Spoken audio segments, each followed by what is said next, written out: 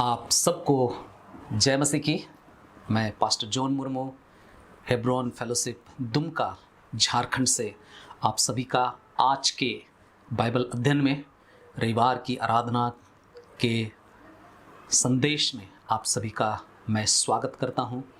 और आइए हम प्रार्थना के साथ आज के इस परमेश्वर के द्वारा ठहराए गए जीवित वचन को सुनने के लिए हम सब अपने आप को तैयार करें, प्रार्थना में जाएं, प्रभु की सहायता को मांगे।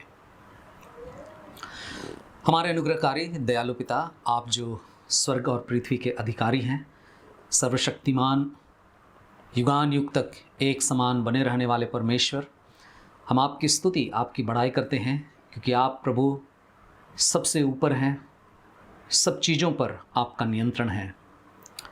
प्रभु, आपने मुझ पर, हम हर एक पर जो आज सुन रहे हैं, आपने बड़ी दया की है कि हम आपकी आवाज़ को सुन सकें, आपके वचन से अध्ययन कर सकें और आत्मिक जीवन में जहाँ पर हमें पहुँचना चाहिए, प्रभु आपके स्तर तक, आपके स्टैंडर्ड में हम पहुँच सकें।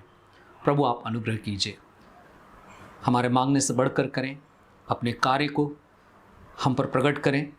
पवित्र आत्मा आप हमारे शिक्षक बने। आदर, महिमा और प्रशंसा सब कुछ आप ही को देते हुए बड़े धन्यवाद के साथ प्रार्थना अपने उद्धारकर्ता प्रिय प्रभु यीशु मसीह के पवित्र नाम से हम मांगते हैं, आमीन। प्रभु का धन्यवाद हो आज के इस सुंदर अवसर के लिए जहां हम सब इस तरह अध्ययन को कर पा रहे हैं। और आज जो भाग मैंने परमेश्वर के वचन से अध्ययन करने के लिए चुन लिया है, वो भाग मिलता है हमें मरकुस रचित सुसमाचार, उसका 3 अध्याय और उसके 1 पद से लेकर के 6 पद तक। हालांकि 1 से 12 पद तक पूरा घटना 12 पद तक है, लेकिन क्योंकि हम इसे कई हिस्से में देखना चाहते हैं और इसलिए हमने इसे 3 अध्याय के 1 पद से लेकर के 6 पद तक लेना उचित समझा। तो मैं आपके लिए पढ़ देता हूँ। यहाँ इस प्रकार लिखा है, और वह फिर आराधनालय में गया। वहाँ एक मनुष्य था जिसका हाथ सूख गया था। वे उस पर दोष लगाने के लिए उसकी ताक में थे कि देखें वह सब्त के दिन उसे चंगा करता है या नहीं। उसने सूखे हाथ वाले मनुष्य से कहा, उठ, बीच में खड़ा हो। उसने उनसे कहा, सब्त के दिन भला करना उचित है या बुरा करना, प्राण को बचाना या घात करना? परंतु वे चुप रहे। उसने चारों ओर उनको क्रोध भरी दृष्टि से देखा और उनके हृदय की कठोरता पर दुखी होकर उसने उस मनुष्य से कहा, अपना हाथ बढ़ा।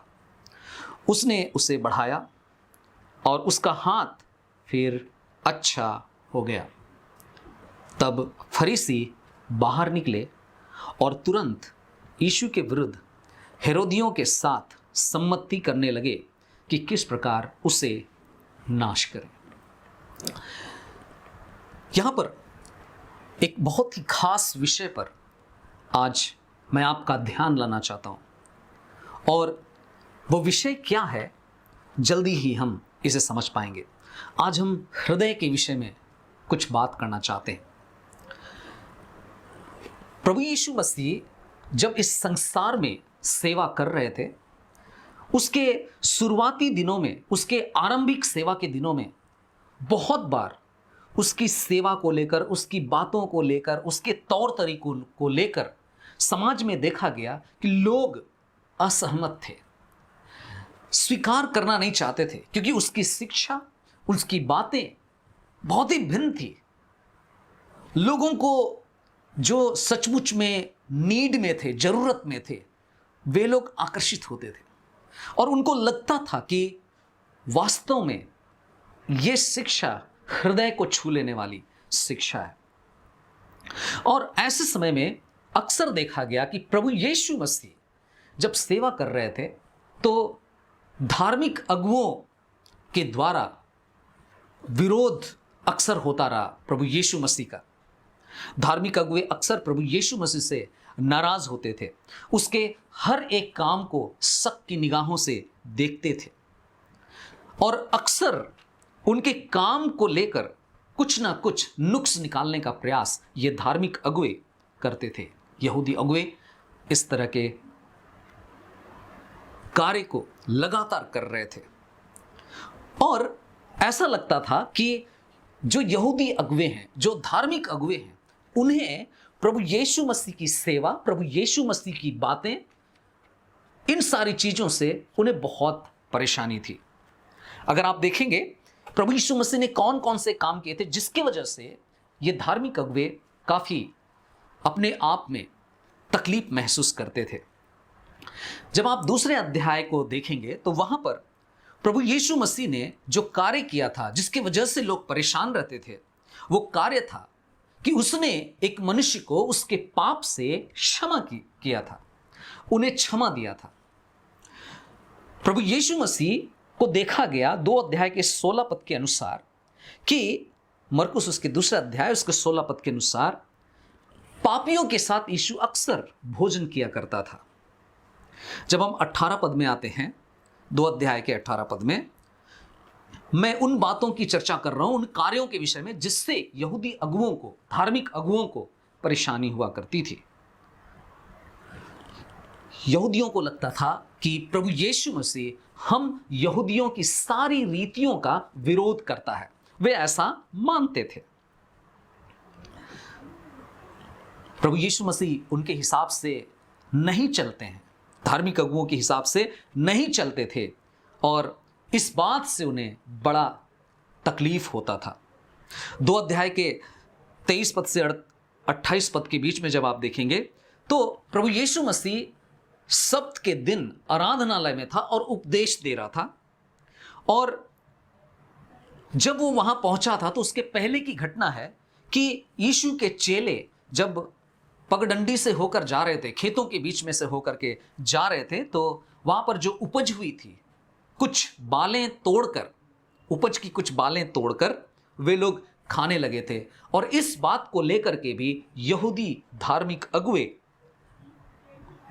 कई तरह की विवाद को खड़ा किए।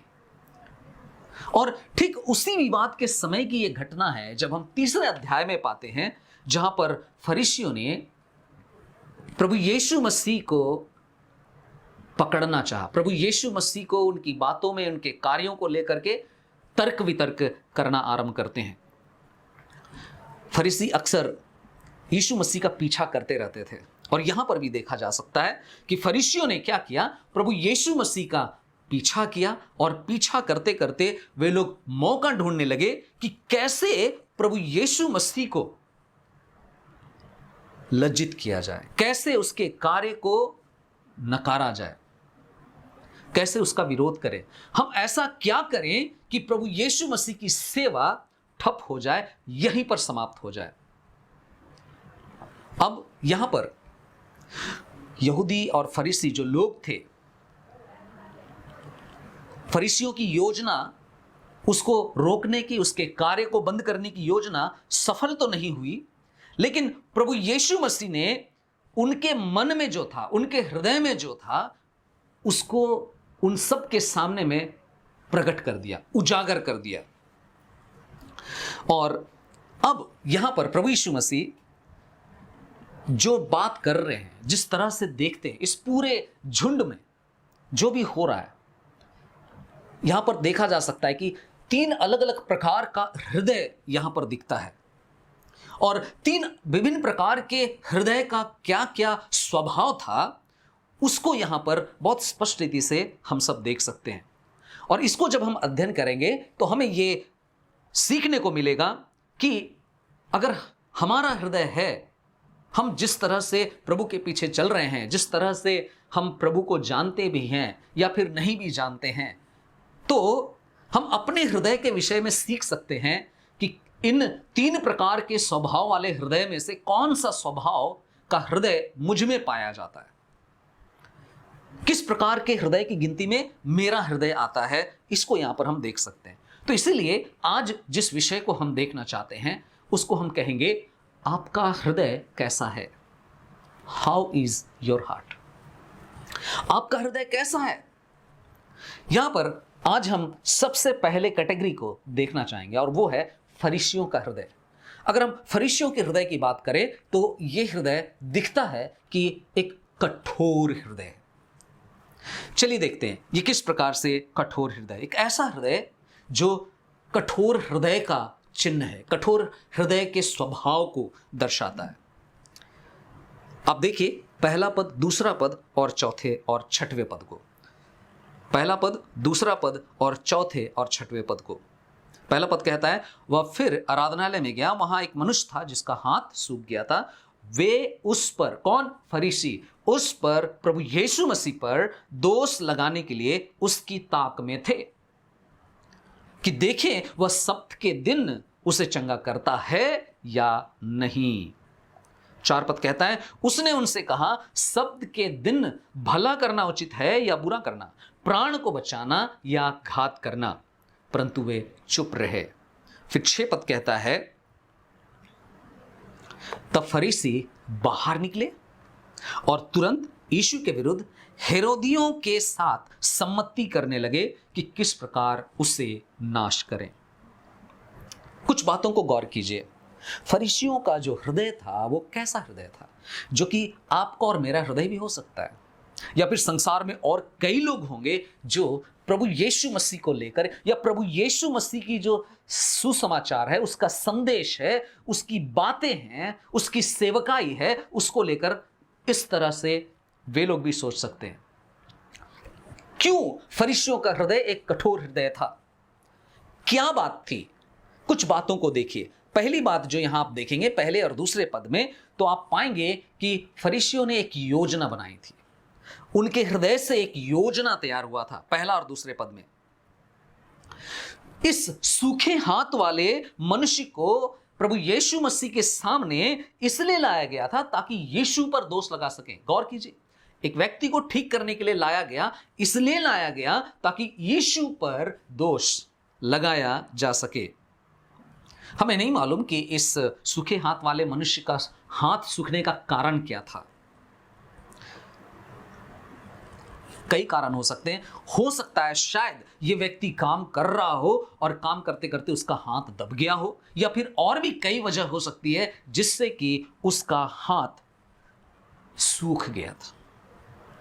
चलिए कोई बात नहीं, जैसे भी हो, जिस किसी तरह से भी वो उसकी दशा हो, वो आवश्यकता में था, वो ठीक होता उसे अच्छा लगता, और ठीक करने के ख्याल से ही फरीसियों ने लाया था। लेकिन यहां पर आप गौर कीजिए फरीसियों की सोच क्या थी, उनके हृदय में क्या चल रहा था। यहां मुद्दा यह नहीं था कि वो ठीक हो जाए, लेकिन मुद्दा यह था कि यीशु को कैसे दोषी ठहराया जा सके। ठीक हो भी जाए तो हम यीशु पर कैसे दोष लगा सकते हैं। इस तरह का विचार रखना एक कठोर हृदय के चिन्ह को दर्शाता है।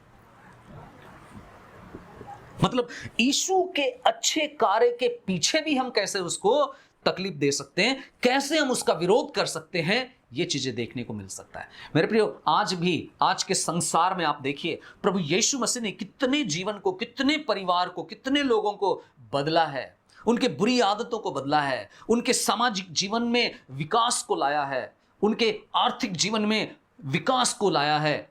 लेकिन उसके बावजूद भी आज संसार में देखा जा सकता है कि कैसे यीशु की सेवा, यीशु की शिक्षा जो आज कलीसियाएं कर रही है, उसका लगातार विरोध होता है।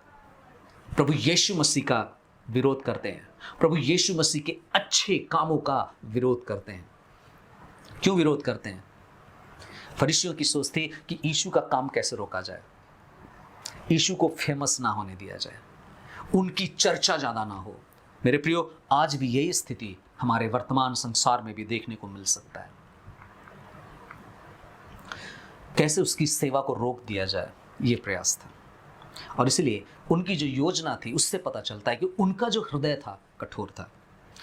दूसरी बात, उनके हृदय में, उनके हृदय की समस्या थी। उनकी समस्या 4 पद में जब हम देखते हैं तो 4 पद में हमें पता चलता है प्रभु यीशु मसीह ने उनसे कुछ कहा। क्या कहा? उसने उनसे कहा, सब्त के दिन भला करना उचित है या बुरा करना, प्राण को बचाना या घात करना? परंतु वे चुप रहे। अंडरलाइन, परंतु वे चुप रहे। क्या थी उनकी समस्या? इन फरीसियों के हृदय की जो कठोर है, ऐसे हृदय की समस्या क्या होती है? यदि आपका या मेरा हृदय कठोर है, क्या होगा? यहां गौर कीजिए, प्रभु यीशु मसीह अच्छी तरह से, बहुत ही बेहतर तरीके से जानते थे कि ये लोग क्या करना चाहते हैं, ये लोग क्या करने वाले हैं। प्रभु यीशु मसीह बहुत बेहतर तरीके से जानते थे। और प्रभु यीशु मसीह ने ऐसे समय में क्या किया जानते हैं?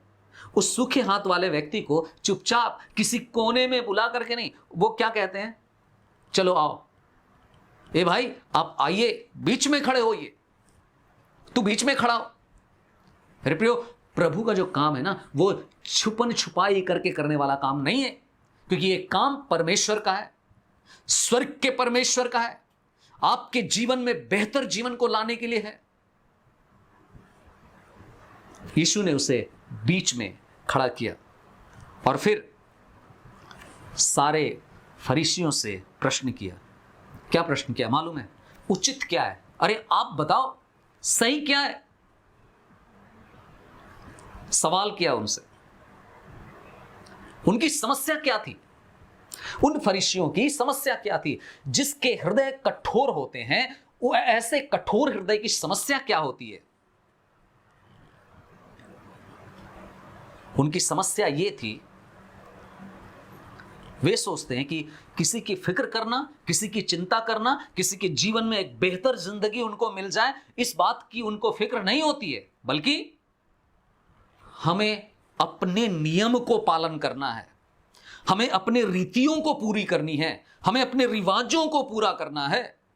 किसी के जीवन के भलाई हो जाने पर, उनके जीवन में एक बेहतरी आ जाने पर, उससे उनको कोई लेना देना नहीं होता है। गौर कीजिए, 5 पद में लिखता है, 5 पद में प्रभु यीशु मसीह जब देखते हैं, समझ जाते हैं कि उनके वास्तविक हृदय का क्या पता है। 5 पद में लिखा है, उसने चारों ओर उनको क्रोध भरी दृष्टि से देखा और उनके हृदय की कठोरता पर दुखी होकर उसने उस मनुष्य से कहा, अपना हाथ बढ़ा। उसने उसे बढ़ाया और उसका हाथ फिर अच्छा हो गया। गौर कीजिए, जब प्रभु यीशु मसीह ने पूछा था, उन्होंने कोई जवाब नहीं दिया, उन फरीसियों ने कोई जवाब नहीं दिया। लिखा है, परंतु वे चुप रहे। और तब यीशु ने जब उन्हें देखा, क्रोध भरी दृष्टि से देखा। क्यों? क्योंकि तुम तो ना तो हां बोलते हो, ना नहीं बोलते हो, ना तो तुम्हें यह अच्छा लगता है कि यह व्यक्ति ठीक हो जाए, ठीक करने के लिए तो लाए हो, लेकिन आज के दिन में ठीक हो जाए, यह भी तुम नहीं चाहते। तुम्हें अपनी बात पर अड़े रहना पसंद है। यीशु ने देखा, जिस नीड के लिए वो आए हैं, जिस नीड के लिए किसी को लेकर के आए हैं, वो एक्चुअली में उनकी नीड नहीं है। एक्चुअली उनके अंदर ना एक तरह से ना जहर फैला हुआ है। और इसलिए वचन कहता है, यीशु ने उनके हृदय को देखा, उनकी हृदय की कठोरता को देखा उसने। ये उनकी समस्या है, उनका षड्यंत्र। जानते हैं उनका षड्यंत्र क्या है? 6 पद में जब आप देखेंगे तो लिखा है, तब फरीसी बाहर निकले और तुरंत यीशु के विरुद्ध हेरोदियों के साथ सम्मति करने लगे कि किस प्रकार उसे नाश करें।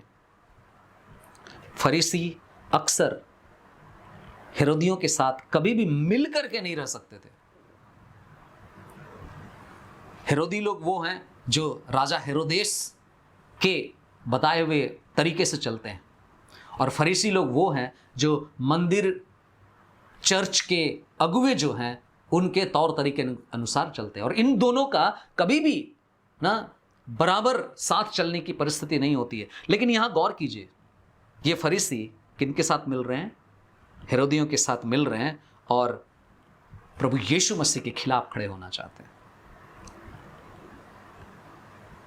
एक सूखा हाथ वाला व्यक्ति चंगा हो गया, इस बात से खुशी नहीं है उनको, लेकिन ये क्या कर रहे हैं? वो ठीक हो गया है, लेकिन उन्हें कोई खुशी नहीं है। निकल गए और षड्यंत्र बना रहे हैं। यीशु को कैसे फंसाना है, यीशु को कैसे तकलीफ पहुंचाना है। मेरे प्रियो, एक कठोर हृदय वाला व्यक्ति, हमने 3 बातों को देखा। ऐसी योजना जो कि अच्छाई के लिए नहीं, अच्छा करना चाह रहे हैं लेकिन अच्छाई से उसे खुशी नहीं है। समस्या उनके हृदय की समस्या है। ठीक होने के बाद भी देख रहे हैं कि वो योजना बना रहे हैं प्रभु यीशु मसीह पर आक्रमण करने के लिए। उन्हें कोई नुकसान नहीं पहुंचा है, उन्हें कोई हानि नहीं हुई है, बल्कि समाज में एक व्यक्ति का भला हुआ है। एक कठोर हृदय यह दर्शाता है कि वो अब तक उद्धार नहीं पाया है। एक उद्धार न पाया हुआ हृदय ही परमेश्वर के काम के प्रति कृतज्ञ नहीं होता, सराहता नहीं है, धन्यवाद नहीं देता, बल्कि परमेश्वर के काम को भी शक की निगाहों से देखता है। कोई परिवार, कोई जीवन एक बेहतर जीवन को जी रहे हैं, ऐसे जीवन को वो नजरअंदाज करके जिसके द्वारा ऐसा कार्य हुआ है, भला कार्य हुआ है, उन पर आरोप लगाते हैं, उन्हें बुरा कहते हैं, उस कार्य को स्वीकार नहीं करते हैं कि ये ईश्वरीय कार्य है। मेरे प्रियो, यदि आप उद्धार नहीं पाए हैं तो ये बहुत बड़ा खतरा है, क्योंकि हृदय कठोर हो जाता है। वचन कहता है 2 तीमुथियुस उसके 4 अध्याय में, उसके 1 पद से लेकर के 3 पद में, 2 तीमुथियुस उसका 4 अध्याय 1 पद से लेकर के 3 पद में, परमेश्वर और मसीह यीशु को गवाह जानकर जो जीवितों और मृतकों का न्याय करेगा और उसके प्रकट होने तथा उसके राज्य के नाम में मैं तुझे आज्ञा देता हूं। पौलुस तीमुथियुस को आज्ञा दे रहा है कि वचन का प्रचार कर, समय और असमय तैयार रह, बड़े धैर्य से शिक्षा देते हुए ताड़ना दे, डांट और समझा, क्योंकि समय आएगा जब वे खरी शिक्षा को सहन नहीं करेंगे, परंतु अपने कानों की खुजलाहट के कारण अपनी अभिलाषाओं के अनुसार ही अपने लिए बहुत से गुरु बटोर लेंगे। आज लोगों का हृदय कठोर होना शुरू हो गया। लोगों को केवल परमेश्वर के वचन से आशीषों का वचन सुनने की इच्छा होती है, केवल अच्छी अच्छी बातें सुनने की इच्छा होती है, जबकि सच्चाई ये है कि परमेश्वर अगर प्रेमी परमेश्वर है तो वो न्यायी परमेश्वर भी है। अगर वो हमारे जीवन में हमारे पापों से जब हम पश्चाताप करते हैं तो अगर क्षमा करने की बात करता है तो वो परमेश्वर, अगर हम पाप में बने रहते हैं बिना पश्चाताप किए अगर हम जीवन को व्यतीत कर रहे हैं तो हमें हमारे पाप का दंड देने के बारे में भी वचन कहता है, स्पष्ट करता है। एक कठोर हृदय वाला व्यक्ति कभी भी परमेश्वर के अनुग्रह को अनुभव नहीं कर सकता, उसकी क्षमा को नहीं प्राप्त कर सकता, और इसलिए जरूरी है कि हम उसके पास आए। हो सकता है हमारे हृदय भी कठोर हों। एक समय था जब हमारा हृदय कठोर था, लेकिन प्रभु यीशु मसीह ने उसे शुद्ध किया, परमेश्वर ने उद्धार दिया, छुटकारा दिया और अपने राज्य में शामिल किया। वचन में बार बार निमंत्रण मिलता है और यह निमंत्रण हो सकता है आज आपके लिए हो। वचन कहता है यशायाह उसका 55 अध्याय और उसके 6 पद में, जब तक यहोवा मिल सकता है तब तक उसकी खोज में रहो, जब तक वह निकट है तब तक उसे पुकारो। मेरे प्रियो, हमें यहोवा परमेश्वर को पुकारते रहना है। आज वो है, आज उसकी आवाज को हमने सुना है, आज हम उसके पास आ सकते हैं। खोजना है, पुकारना है, क्योंकि वही हमारे हृदय को ठीक कर सकता है। 2 कुरिन्थियों उसका 6 अध्याय और उसका 2 पद कहता है, क्योंकि वो कहता है ग्रहण किए जाने के समय मैंने तेरी सुन ली और उद्धार के दिन मैंने तेरी सहायता की। देखो अभी ग्रहण किए जाने का समय है, देखो अभी वह उद्धार का दिन है। क्या जाने, हमें नहीं पता कि कल के दिन में हमें इस अनुग्रह के वचन को सुनने का अवसर मिले या ना मिले। आज प्रभु चाहता है हो सकता है हमारे जीवन में परमेश्वर के काम को लेकर किसी तरह की शंका हो, किसी तरह का संदेह हो, आइए इसे दूर करें। प्रभु क्षमा करेगा, प्रभु स्वतंत्र करेगा। आइए हम कठोर ना बने। फरीसियों का हृदय आज हमने देखा जो कि कठोर हृदय था उस समय में, उस परिस्थिति में। प्रभु हम सबको आशीष दे, हमारी सहायता करे कि हम अपने हृदय को जांचें, हमारा हृदय कैसा है। इसके अगले भाग को प्रभु ने चाहा हम अगले बार देखेंगे कि इसमें और दो और किस प्रकार के हृदय का वर्णन यहाँ पर किया गया है। प्रभु हम सबको आशीष दे। आइए हम प्रार्थना करें। हमारे अनुग्रहकारी दयालु पिता, आज के वचन के लिए, इस पहले भाग के लिए कि हमारा हृदय कैसा है, जो बातें आपने हमें याद दिलाया, जो लोग शास्त्र को जानते थे, धार्मिक जीवन को जी रहे थे, उसके बावजूद भी प्रभु यीशु मसीह आपको नहीं पहचान पाए। आज हमारे साथ भी ये हो सकता है। यदि हम ऐसी दशा में हैं, आप हमें क्षमा करें। प्रभु, कई बार हम आपकी आज्ञा का पालन न करने के द्वारा हमने कठोर हृदय के उदाहरण को प्रस्तुत किया होगा। प्रभु, हम क्षमा मांगते हैं, हमें माफ़ करें। यीशु अपने पवित्र लहू से हमें धोकर शुद्ध करें और आपके राज्य में हमें ले चलें। ये जीवन जो आपने दिया है, आपको समझने और जानने के लिए दिया है। धन्यवाद देते हैं ऐसे जीवनों के लिए जहां आपने अपने प्रेम को प्रकट किया और कठोरता वाले हृदय से आपने उनको परिवर्तित किया।